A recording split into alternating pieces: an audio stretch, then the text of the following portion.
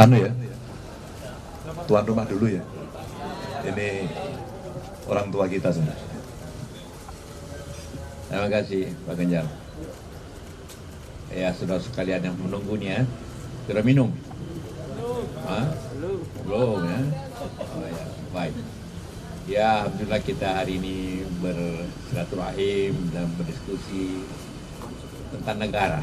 Kita tidak bicara tentang politik, ya tentu politik. Bicara tentang negara. Bagaimana negara ini ke depan lebih baik. Dan negara lebih baik itu haruslah dengan kerjasama semua pihak yang baik. Dan karena itulah kita harapkan dalam pemilu akan datang ini dilaksanakan sebagaimana seluruh bandar dengan baik, dengan aman. Tapi yang sangat penting ialah kita harapkan dalam situasi seperti ini, maka peranan daripada aparat pemerintah, apakah itu di pemerintahan, di kepolisian, di TNI, dan seluruh aparat negara, itu betul-betul melaksanakan pemilu ini secara aman, secara baik, dan dengan bentuk netral. Kenapa kita kemukakan netralitas? Karena sumpah, ingat ya, sumpah semua pejabat, sumpah semua aparat selalu berbunyi akan taat kepada undang-undang dan akan melaksanakan segala tugasnya dengan sebaik-baiknya, dengan seadil-adilnya. Itu semua diucapkan semua pejabat itu. Jadi apabila ada pejabat tingkat apapun ini tidak berlaku adil, maka dia melanggar sumpahnya. Dan sumpahnya selalu ada Al-Quran atau Injil di atasnya. Jadi berat sekali hukumannya. Bukan saja hukuman dunia, hukuman akhirat bagi siapa saja yang melaksanakan pemilu ini tidak sebaik-baiknya dan seadil-adilnya. Siapapun. Karena itulah maka tema kita, keinginan kita, negara harus baik ke depan. Juga keinginan Pak Jokowi, bagaimana tahun 2045 baik. Tidak mungkin 2045 baik kalau hari ini tidak baik.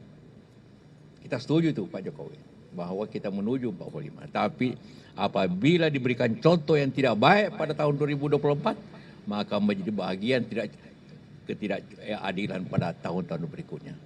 Nah, itu yang menjadi kita tema, bukan apa yang kita kesetuju bersama untuk menjaga bangsa dan negara ini. Kita bisa berbeda, tapi berbeda pilihan politik, tapi kita tidak berbeda dalam pilihan negara. Nah, itu yang penting. Itu yang kita kemukakan. Pak Ganjar. Terima kasih Pak JK.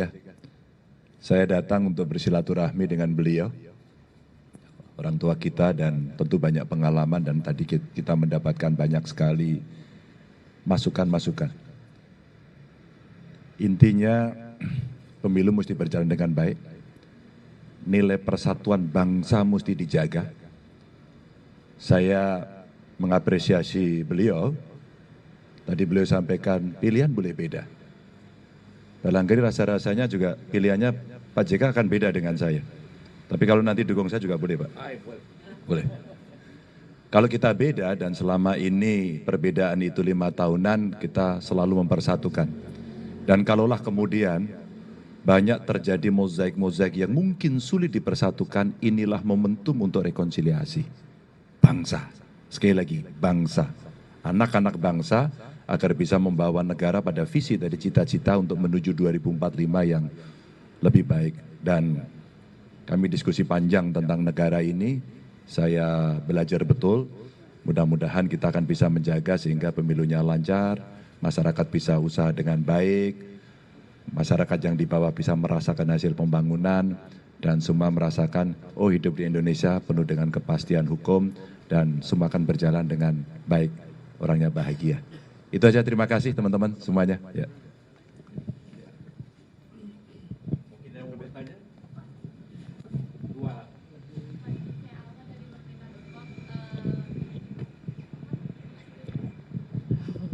Saya Saya Alma dari Merdeka.com, izin mau bertanya Pak, pertemuan Pak JK dengan Mas Ganjar ini apakah tindak lanjut dari pernyataan Pak JK soal Ibu Mega yang menjadi pemimpin yang demokrasi, tidak menggunakan kekuasaan atau tekanan apapun untuk kedepannya itu? Apakah itu Pak? Dan tadi itu kira-kira apa lagi sih yang dibahas gitu? Terima kasih Pak. Ya tentu itu bagian daripada situ, bahwa saya sangat menghargai Ibu Mega sebagai seorang yang pemimpin yang beribu yang baik dan sangat demokratis. Itu karena saya alami, saya tahu betul, bukan dari luar. Nah, jadi karena itulah maka saya mengharapkan juga tentu Pak Ganjar ini juga seperti begitu tentunya. Karena kita berjanji seperti itu. Jadi kalau ada satu kontestan tidak berjanji seperti demokratis, maka pasti akan merusak bangsa ke depan. Ya. Satu lagi kalau ada. Oh, Saya Pulpi dari Metro TV. Di sini kalau kita lihat ada Pak Arsyad Rashid, Ketua TPN. Ini merupakan sebuah tandakah Pak JK diajak, tadi Pak Ganjar juga menyebut kalau misalnya Pak JK memang mungkin berbeda pandangan, tapi kalau sama juga tidak apa-apa. Apakah di dalam pertemuan ini ada ajakan secara langsung? Itu pertanyaan yang pertama untuk bergabung dalam TPN. Pertanyaan yang kedua, Pak Ganjar kemarin sempat menilai raport pemerintahan Pak Jokowi 5 dari 10 begitu ya Pak ya, kalau saya tidak salah. Apakah ini sebagai salah satu bentuk kekecewaan atau bagaimana, dan bagaimana juga tanggapan dari Pak JK? Terima kasih. Enggak, kita enggak ngajak kok. Kita silaturahmi aja. Kalau Mas Arsyad, Pak Haritanu itu kan memang tim saya. Jadi yang menemani saya. Kalau Mas Arsyad kan teman Pak JK, pengusaha. Pak Haritanu, apalagi. Mereka kenal lama. Enggak, kita sudah tahu dan kita bisa berkomunikasi dengan baik.